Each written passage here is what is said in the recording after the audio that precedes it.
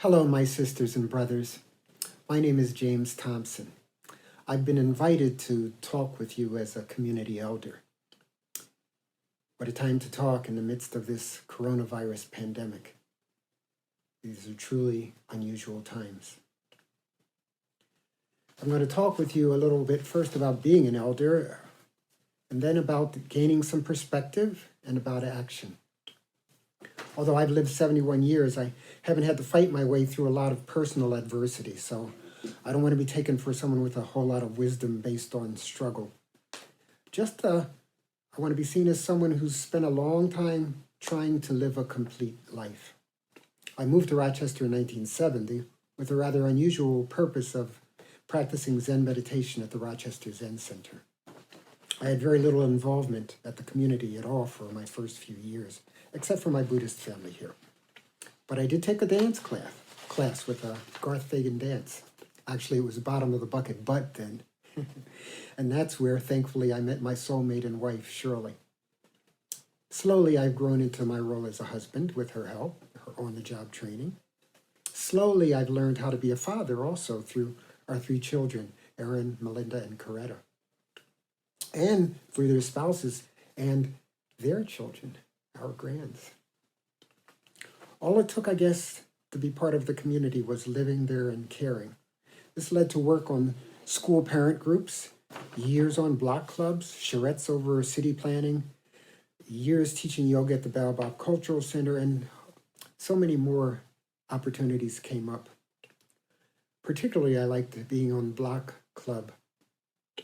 And still, we have a block club in our community, which we've got to revive this spring. Rochester has become intertwined with my heart. So all around me is extended family. One of those important families is the Black community. As a latecomer here in Rochester, having missed the rebellion of 1964, July 64, even though I was alive then, I wasn't in Rochester, I didn't feel I could speak as a Black community member in Rochester. But over the decades, with establishing these loving connections personally and through the family, I feel like maybe I've become an elder in spite of myself. So I'll talk. I feel that we're embedded in each of us in our families in mysterious ways, some that we like and some that we don't like. So I suggest that we always remember that there's a reason for this, a kind of sacredness to family. At this moment in time, the whole human family is being racked with the coronavirus, COVID-19. This moment has a heaviness upon it because now, in the midst of the crisis, everyone is aware of the uncertainty of things. On television, they sometimes refer to this situation as a war. It's like we've been attacked by an army in the middle of the night, caught off guard. Somehow, society continues to function through the efforts of many people. Huge gratitude for the healthcare practitioners on the front line saving lives. Thank you. But also, many thanks to those people who have to go into work at great risk to their health because they can't afford not to.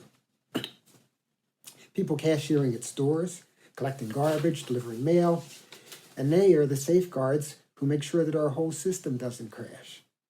How long can they keep this up? Uncertainty is what we have. This uncertainty, I think, is one of the most disturbing things about the pandemic. At first, we didn't even know what coronavirus was, or how it arose, or how to avoid it. Now, as it's rolling over us, we wonder when this night will end. This night and this nightmare. Will it end at all? And isn't it strange that this big enemy that's brought us to our knees isn't a person or a nation, but a tiny virus? People all over the world are dying. Even religions are tossed into turmoil at having to find new ways to fellowship. We have to stretch our imaginations now. In some ways, this plague is a great equalizer. We're all subject to the same danger. But most people of color are aware that we're always in a crisis, even before this plague came. And the uncertainty is always with us. Things aren't as stable as they look. Not our buildings, not our economy, not our military, our government, our culture. During this pandemic, we have the diligent work of scientists to assure us, even as they stumble through the darkness, learning piece by piece of what we need to do But we need to remember not to make a religion out of science or gods out of scientists. Hopefully they'll help us through this night of crisis, but as the light of dawn seems to approach, we're starting to see some casualties, a lot of casualties, and we see that in many areas, including Rochester, the poor and the pigmented are taking the brunt of the damage. What a sad sight. Yet, it's not an uncommon situation for our nation. All suffer, but the poor and the people of color suffer more. So much pain and heartache. So we honor our essential health workers, our medical people, our first responders, for being the soldiers in this war. Yet even many of them are people of color. They are keeping our nation afloat in this storm, as they have since the beginning. America must acknowledge the importance of her Black and brown family. Folks who can are sheltering in place, and often they feel helpless and anxious. But we are not helpless. This is an incredible opportunity to be alert and to see things as they really are, to see more of the underpinnings of things, good and bad. Many have observed how factory shutdowns have cleared up the atmosphere, even in China, where it was really smoggy, apparently. Without the heavy smog, people can once again breathe freely. Water in rivers is becoming transparent again. Animals are happier. Our assault on the earth has been temporarily stopped, and for a moment, we can see what we're doing to her. In the midst of all this pain and tragedy, can we nevertheless begin to hear the great silence of this life that we are living right now? I recommend a practice, simply being still. Let the smog of thoughts slowly clear away. You hear sounds, you feel, may taste, smell. Let it all go. Simply be here in the essence of things. The breath. Another practice, simply focusing on the breath. Our perspective changes when we do this. Stepping out among our sisters and brothers, afterwards we can relate from the heart. Can we hold on to this clarity even after this crisis is over? We need a change in perspective. And all must be honored and all must be helped. Our families, especially of African American heritage, have been disproportionately harmed by the pandemic, as have brown people generally across the world. Let's take this moment of clarity to advocate for one another now and to continue into the future. People of color need to be accountable to ourselves. We are so inclined to ignore messages that we don't perceive as being for us, that we hurt ourselves. For example, social distancing is one thing that all scientists agree is necessary. These simple precautions are not taken seriously by our youth.